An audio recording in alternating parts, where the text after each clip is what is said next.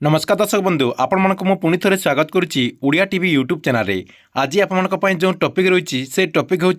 सुभद्रा योजना को नहीं देखंतु माननीय मुख्यमंत्री मोहन चरण माझी काली सुभद्रा योजना को नहीं बहुत बड़ा गोटे घोषणा करछंती। सुभद्रा योजनार 2 नंबर किस्तिर जो टंका रही 2 नंबर किस्तिर टंका महिला मान अकाउंट को केते तारिख रे ट्रांसफर करा जिवो एवं केउ महिला माने द्वितीय किस्तिर टंका पाई परिबे जहाँकि माननीय मुख्यमंत्री मोहन चरण माझी काली स्वाधीनता दिवस अवसर में घोषणा करछंती।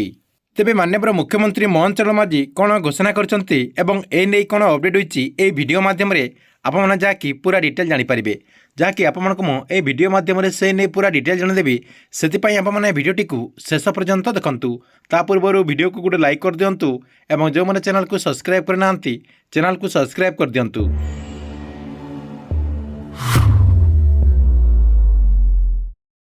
एटी आपण स्क्रीन माध्यम देखिपे सुभद्रा योजना को नहीं मुख्यमंत्री बड़ घोषणा मार्च 8 रे मिलिबो द्वितीय किस्ती।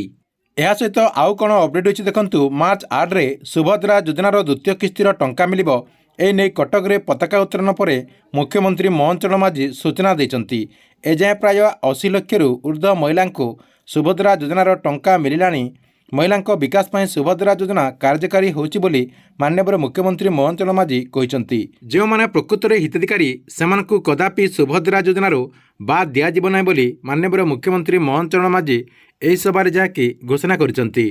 देखंतु माननीय मुख्यमंत्री कहवा अनुसार मार्च 8 तारिख रे सुभद्रा योजनार द्वितीय किस्तिर टंका मिलिबो किंतु केउ हिताधिकारी मानकु एही टंकाटी मिलिबो अधिकांश लोक जाके जानि पारु नाहंती। सेतिपई आपमनकु मो ए वीडियो माध्यम रे से ने देखंतु पूरा डिटेल कहि दउची। देखंतु जो माने प्रथम किस्तिर टंका पाई सारिथिबे राज्य सरकार तरफ सुभद्रा योजना अधीन जो प्रथम किस्तिर जो टंका दिया गला आपणकर फास्ट फेज रे हो कि आपणकर 2 नंबर फेज रे हो कि आपणकर 3 नंबर फेज रे हो कि 4 नंबर फेज रे हो जेकोसी फेज रे जदि आप माने टंका पाई सारिचंती ताले आप माने सुभद्रा योजना अधीन जो आपणकर द्वितीय किस्तिर टंका आसिबो मार्च 8 तारिख रे सेही किस्ती रे जाके आप माने टंका पाई परिबे।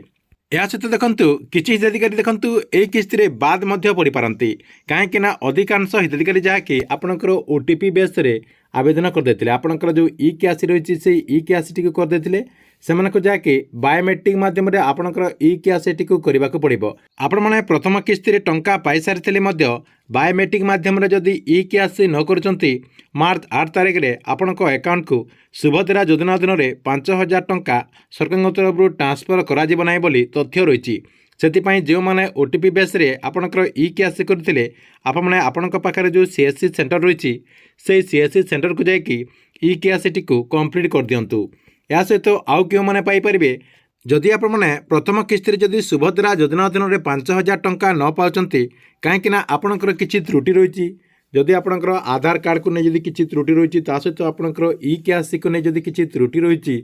ताले आप माने से सब जाकि मार्च 8 तारिख भितर जदि कंप्लीट कर दउचंती ताले आप माने मध्य मार्च 8 तारिख रे सुभद्रा योजना अधीन रे 10000 टंका पाई परिबे। देखंतु आपणकर प्रथम किस्तीर 5000 टंका एवं मार्च 8 तारिख रे जो आपणकर 2 नंबर किस्तीर टंका दिया जिवो